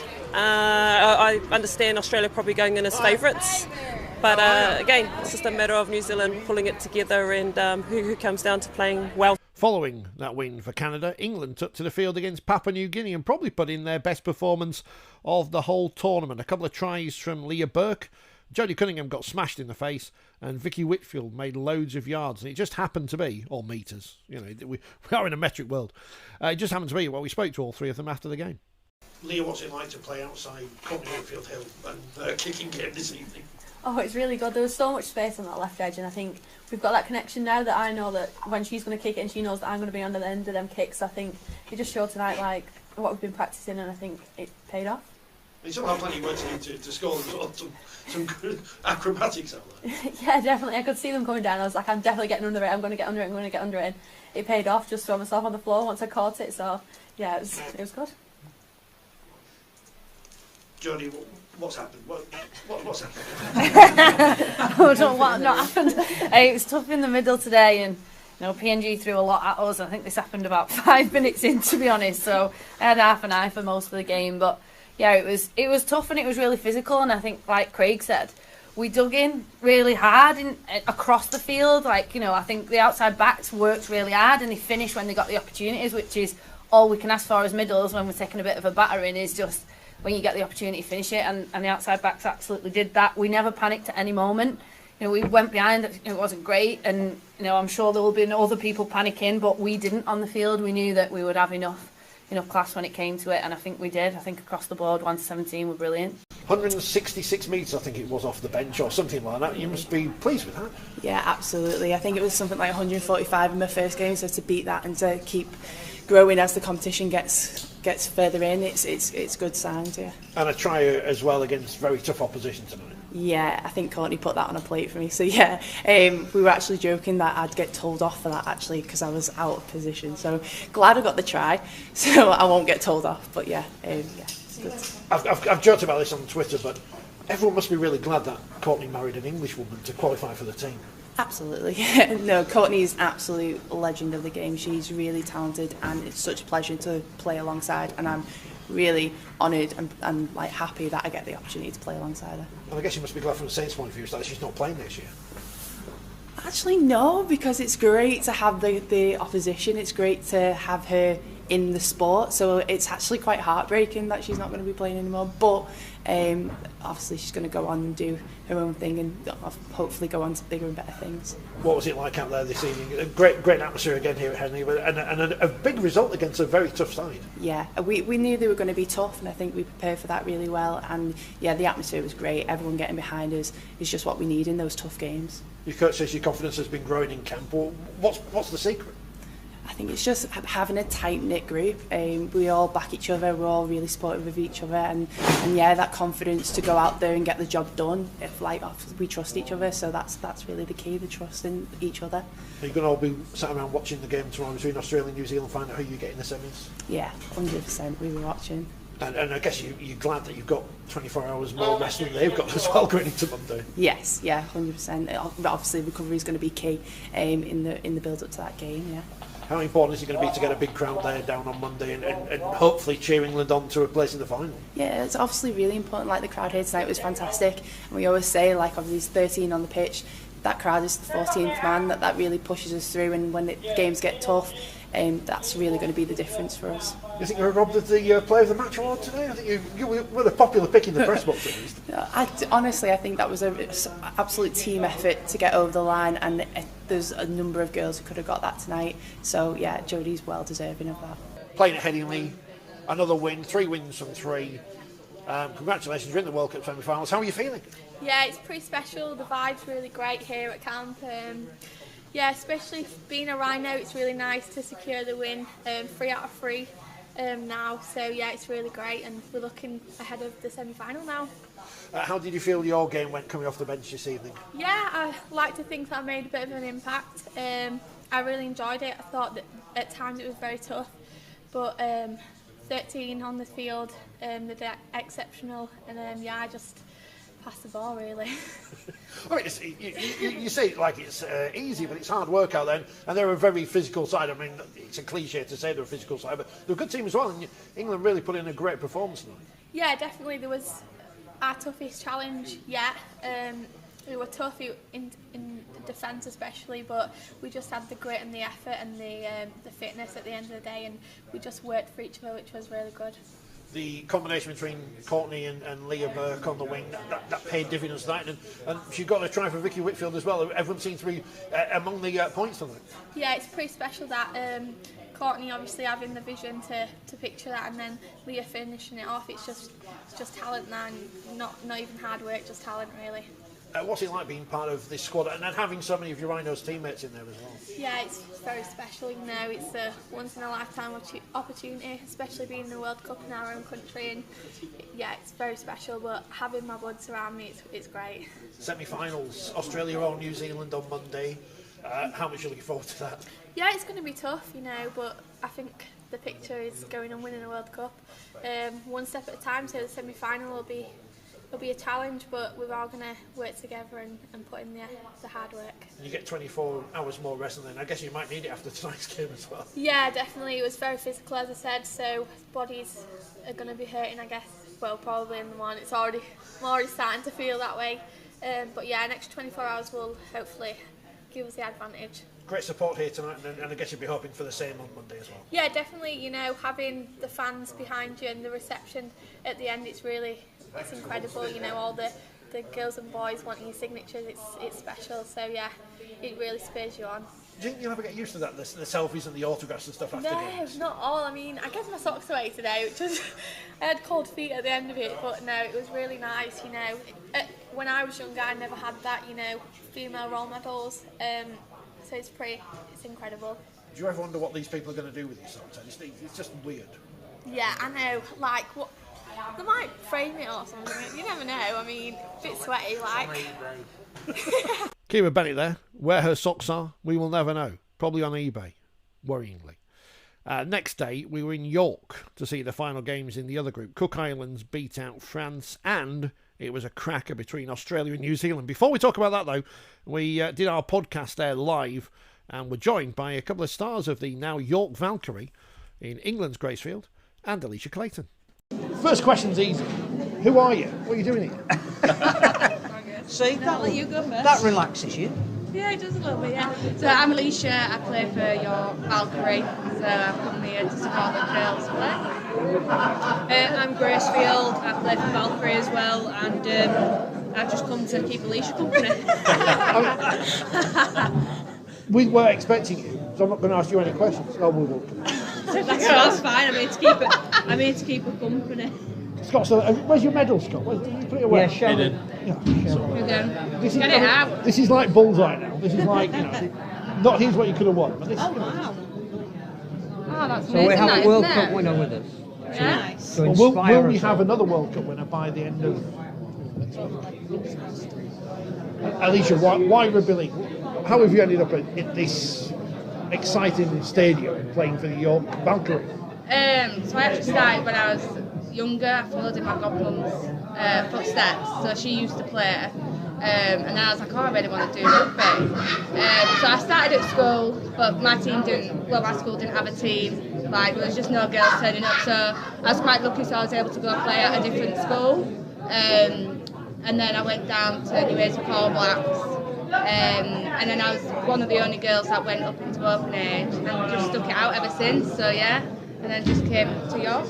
It's gone quite well at York, hasn't it? Yeah, really well. I think as one who's like been here from the beginning and seeing it grow, it's been amazing. Yeah, for how far we've come. Is he not one of those people from Castleford? Well, this raises the first question, that when a whole load of new players come in, how do you view that? Is that we're going to get our noses pushed out and we've done all the hard work, or here are some players that we can relate to, that play at a level that we want to aspire to, so we'll try and match them?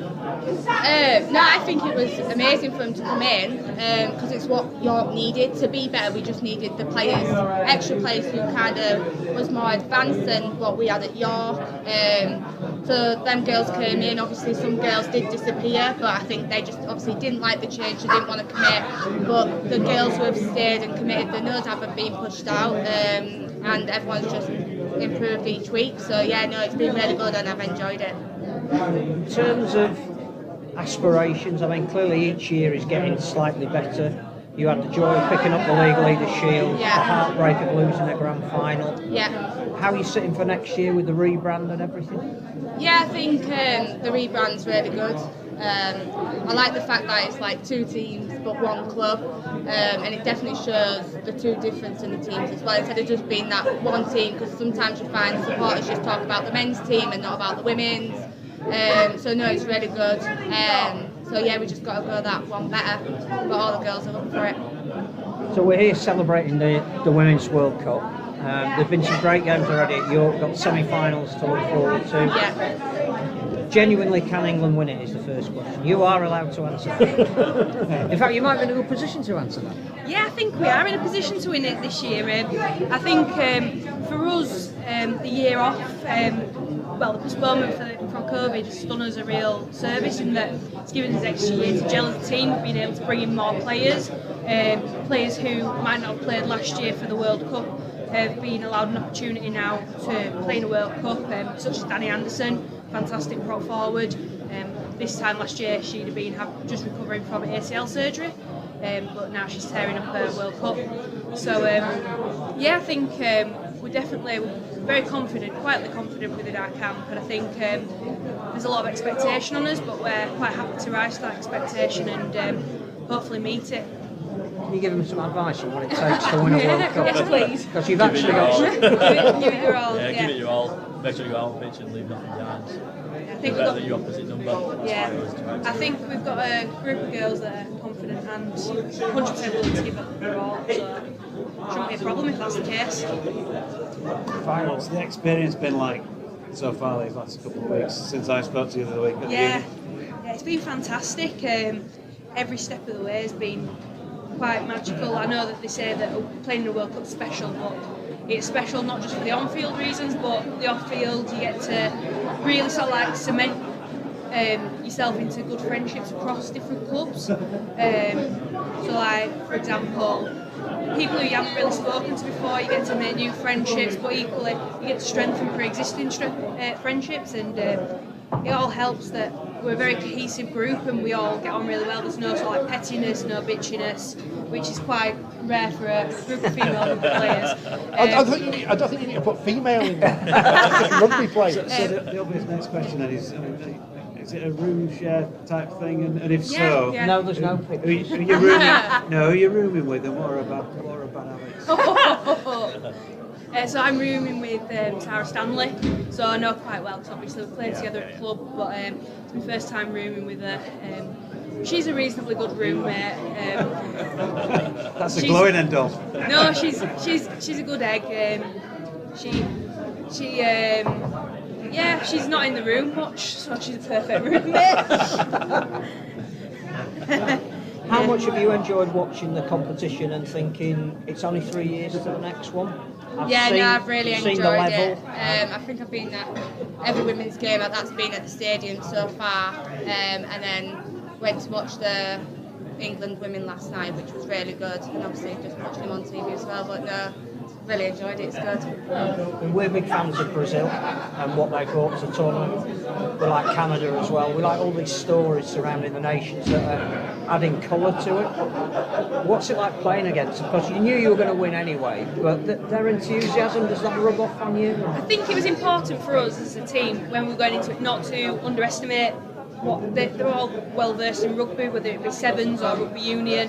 They all had some experience, so it was important for us to not go in thinking that we're going to absolutely pump them. But yeah, you know what? They're some of the nicest girls. They're just so sort of like enthusiastic about the sport, and it's great to see that in countries that aren't necessarily rugby league countries, they're so passionate and enthusiastic about the game. The Brazil girls stood at last night with all the tops in hand being like, can we swap shirts? We want to take an England shirt home. And I'm like, absolutely, how often are you going to get hold of a Brazilian rugby league shirt?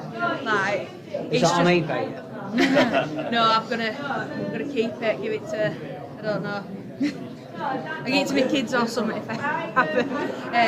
No, but it's fantastic to see it. Like, we've seen all the videos on social media at the end of a match, like they come up against us off New Guinea, and there's been a big score put against them, and they're dancing at the end of the pitch and celebrating, and it's just wonderful to see that not only have they've embraced the game of rugby league so well, but the people of England have embraced them as a team, and I think it's just fantastic, and it's great for the expansion of the game. I asked Kieran Bennett this yesterday, and we'll get on to the second part of what I asked her in a moment. After games, it's the same here at York as it was with England, but kids just wanting photos, wanting autographs. Are you ever going to get used to that?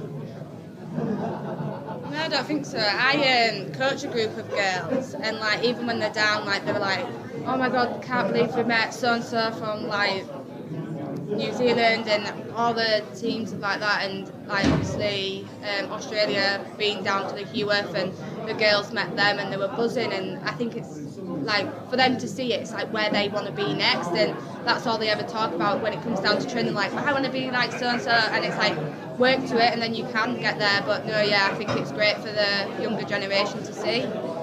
Did anyone ask for your socks after the game? I was walking around the pitch barefoot last night. I think there were groups. What's going on? I'm not sure. I'm not sure why anyone would want a pair of match-worn socks, because they're not exactly before they've been glamorous, cleaned. Yeah, before they've been cleaned. So, like, some kids will ask you for your shorts, and you're like, I'm not sure. No, I mean, I know Sam Burgess did that on the telly, but Yeah. you know, there's a bit of a difference. Yeah. Scott, what did you give away? Not a right lot, to be honest with you. You don't want to see me walking around in my little match and not much else. Yeah, we only got the That's one gone kit. on Instagram. Yeah, we didn't get the opportunity to give away, so we only got the one kit.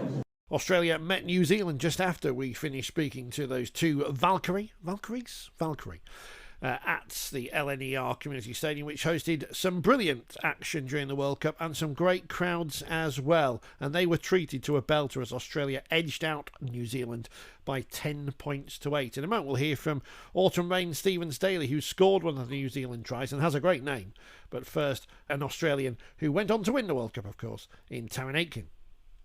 Taryn, take us through that game. An exciting game from the stands. What was it like being out there? Yeah, it was a really exciting game. It was really physical from the get-go, and we expected that. And we were a bit frantic and made a lot of errors that we probably didn't want to happen, but we'll learn from it and we'll go back to the drawing board and get ready for finals. Try, what was that? Talk us through it. The try? Yeah, it was last, so Mimes, once she knew she wasn't getting through, she passed it, and then, yeah, there was just a bit of space, so I just backed myself and ran. Coach was very positive about your performance in the press conference, saying Amber Hall ran at you, but you didn't let her pass at all.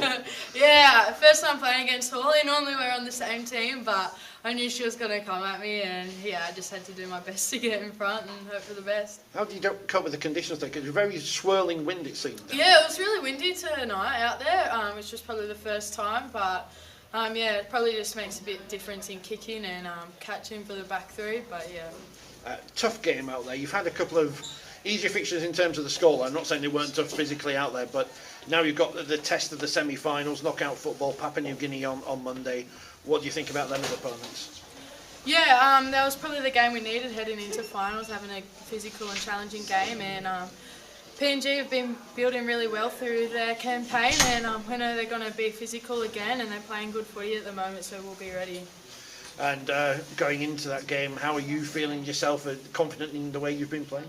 Yeah, I'm loving my footy at the minute, and playing with all the girls, it's really good and really fun, and just loving the experience. Have you been able to watch much of the rest of the tournaments? Men's chest. Yeah, I've been watching the men's. Going out to watch the boys play tomorrow against New Zealand, which will be awesome.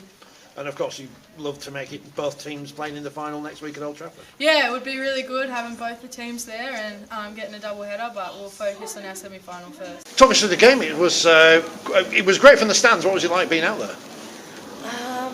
No, it was a good game.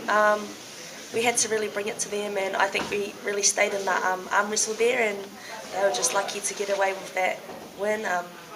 A few things we need to fix up, but we'll get them again in the finals, hopefully. Very tough out there, very physical games. Is that the kind of game you like to play in? Not particularly, but when it goes like that, yeah, I want to truck it up hard and let them know that I'm not scared of them. You know, I'm going to bring it to them however I can. Talk us through the try. It was a crucial point in the game. Yeah, I think our side was just, being patient with the ball, and when the time came, we just let it go, and yeah, I was quite happy to get in there, get my first try at the World Cup, so yeah. Did you expect to run them so close in the game? Because obviously the Australians were massive favourites pretty much. Say that again, sorry? Did you expect to run them so close on the scoreboard? Yep, I do actually. I know that we can really have a good battle with them, so I'm quite happy with how we went, even though we lost. Yeah, I think it was a good, tough game. And now you've got Monday semi-final against England. You had plenty of support out there in the crowd today from the neutrals, but on Monday, of course, the home nation, a different kind of crowd and a different kind of game as expected as well. Yeah, it's going to be their home game, and yeah, like you said, the crowd's going to be backing them 100. But I know that we're going to really bring it to them, and we're really going to bring it to them, and hopefully showcase a good game of women's rugby for the whole of England and the rest of the world. Well, the game in the groups was better than the final, of course, as Australia went on to win the Women's World Cup yet again in a surprise to no one, but at least they were tested in the group stage by the Kiwis, or the Kiwi Ferns, to get it right. And what will happen in the next World Cup in 3 years' time? Well, probably the Australians will win again, but you never know. Maybe England will be closing the gap on them. Maybe some of our stars will be playing in the NRLW and improving their skills there as well. And who knows who will come through in 3 years' time to be the next superstar of the Women's Super League. Who we do know are the superstars of the Women's Super League for this season. In a moment, we'll hear from the Woman of Steel, Tara Jean Stanley. But first, the Coach of the Year, Lois Fussell. Lois, congratulations, Coach of the Year. As you said on stage, I guess this is the award not just for you but for everyone else at the club who's behind you. Yeah, absolutely. I'm incredibly lucky that the support staff have got around us. The assistant coach and Ant and Dave. When I went on maternity, I was still around, but I had a little boy last year. They were really like my right hand and left hand men. They were just there. They're everything. And you look at our success. They've been there from the very, very first day. So as assistant coaches go, they've got a pretty good track record. And for me stepping in as a head coach, I was absolutely over the moon that they'd be there either side of me and making sure that it were a job that I enjoyed doing with great people around me, and the same for the backroom staff. Just a real good vibe about it, and everyone's there because they enjoy working with each other and want to do the best by the girls in the club. 2 years into the role, what have you learned? What's changed with yourself from when you first were appointed coach to lifting the Grand Final trophy last week? I've learned every single hurdle. It's like literally every day I turn up, it's every day's a school day. I learn something new all the time, but I would probably say that giving the girls as much detail and clarity as possible. Attention to detail is absolutely key, and not expecting that I can do everything myself. Get some great leaders within our staffing group, and I think we've certainly got that, whether it's S&C, physio, assistant coaches. Incredibly fortunate to be around that group, and always ask for help. And our great mentors at the club in Rowan, Cher, John Bastian. I've had Leon Quick's always been there, Barry Eaton. The list could go on, but actually reaching out, getting some support is absolutely vital. And heading into the semi-final, I had a right good sit down and just a rugby chat with Chev, and just having those opportunities to be reaching out to people like that and not finding that it's a job you've got to do on your own is absolutely massive. As a club, you've had 2 players on the Young Player of the Year shortlist as well. That must bode well for the future. Absolutely, yeah. I think as a club we're really, really proud of our player pathway. You look in that group, you've had the amount of players that have come through our academy system, but Fran and Kira absolutely thoroughly deserve to be in that shortlist this year. Both absolutely class athletes, class players, and even better, just great people. So they've been outstanding for us this year, and I wouldn't say unlucky to miss out, because Hollydod's been absolutely fantastic this year. I think in their own right they're all 3 very, very good players, and looking forward to hopefully getting to see them all pull on a England shirt in the autumn. The work never ends. No teams won the Women's Super League back-to-back. How do you prepare for that? I guess the preparations have started already. 100%, yeah. I kept telling myself, come on, just get, this week and then next week, and then you get to have a break. And then I got to the week after the Grand Final and thought, oh, that break's not coming. So, there's just preparations always going on and ongoing. But you know what? No one involved in rugby is involved in there because I want it to be a job. They're involved there because they absolutely love it. And incredibly lucky to be part of Leeds Rhinos, part of the women's setup. And I'm just, it's almost exciting. You're already looking ahead with 2 eyes on that Challenge Cup final spot at Wembley. So, let's get prepping, let's get working. We'll give the girls a bit of time off though, so don't be worried, there's no pre-season coming just yet. Finally, you were replaced and people thought you were irreplaceable as a player. How do you replace Courtney Winfield-Hill? Oh, look, Courtney's absolutely outstanding, and I would actually probably go, you don't ever replace someone, you just find a way to go around that. I'd like to say that, I was very different to how Kira will ever play, because I would never want Kira to think she had to play like I played. Kira's absolutely class in her own right and an absolutely outstanding athlete, so the challenge is out there for the next young player to step up and fill in where Courtney has been and never be Courtney, because no one ever will be. She's an outstanding player, an outstanding person, and she bleeds blue and amber. Coming as an Australian, she kind of just gets it from the minute she walked in. So we'll never replace Courtney, but we'll find someone who steps into that position. But Courtney will always be a massive piece of what we've done, and I'm sure she'll go down the history books as an absolute class captain. Tara, I've got to show the trophy here because it looks absolutely massive, but I just said it's really light. That's a bit It's quite light actually, yeah. I'm a bit fortunate it's a bit light, because at first I thought the worst thing I could do is drop it on stage, but no, thankfully it's light. It looks like it's going to be an absolute nightmare to keep clean. Yeah, I said to Lindsay as soon as I said, if you see that up there, I said, I'm not keeping all of that. I said, I'll have to give it to one of her parents and they'll have to look after it for me. But no, I'll keep it safe, I'm sure. Woman of Steel, tell us how you found out about it, because it's a great story. Yeah, so it's as soon as the Grand Final finished, I went back to York to see some of the fans, and then I headed straight to Manchester Airport. Slept a bit there, and then I had to catch a flight at 5 o'clock in the morning. So Tom rang me up on Tuesday it was, and he said, Tara, have you had a good day? I said, yeah, it's great. I said, I'm in Lanzarote, and he literally just went silent for a bit and went, what? I went, yeah, I said, it's my mum's wedding tomorrow. He went, oh, well, he said, well, I'll have to ring you back, Oh, but wait there, he said, the main purpose of my call was the fact that you've won Woman of Steel 2022, and I was like, what? And then the phone goes dead. And I was like, I literally stood there with my phone, my partner came up to me and she said, you look white as a ghost. She said, what's up with you? I went, well, I think I've just won Woman of Steel, but he's going to give me a call back. So, yeah, it was magical, but very overwhelming. Now it's had time to sink in. Well, has it sunk in? Not really, no. It hasn't, in all honesty. It hasn't sunk in, especially up against some of the nominees that I was. I didn't for a second think that I'd be up there. Like, to be even nominated as top 6 in such a great season that the women have had, I would have been content with that. But no, yeah, as I say, it's been a tough season for myself. Like, obviously with the Grand Final, but we won league leaders, and that was massive for us. It's, as I said on stage, it's a lot more steps than what we thought, and the fact that Leeds played so well, I can find content in that. But no, from myself, it's just about building myself as a fullback. They're a pain in big games, aren't they, Leeds? They always seem to know what to do. Both, hopefully men's today, and the women, yeah, they're phenomenal at playing some of the semi-finals and the finals. They've got Leeds women have got some massive players who can play and do work great under pressure. But yeah, as I say, they played absolutely phenomenal in the final, and I'm definitely content in the fact that we put up as much as we could. Everyone's always humble when they win these things, but why do you think you've won Woman of Steel this year? Because of the players I've got around me. Without a shadow of a doubt. I've worked very closely with Lindsay, and Lindsay Anfield is pretty much the reason why I'm holding this today, and she's my friend off the field, but as soon as I step over that whitewash or I pull on a York City Knights top, she's my coach, and she's been absolutely amazing for me this season, both on and off the field, and I've got a lot to thank for her. But the players around me, the fact that 50% of the nominees were York City Knights shows that we had a great squad this year, and we're just really enjoying our rugby. But yeah, I'm happy that I've won it, but I know that the people around me are the reason that I have.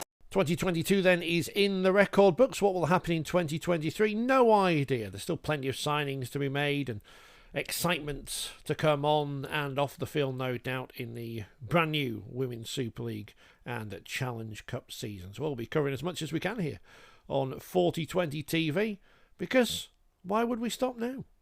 Thanks for watching.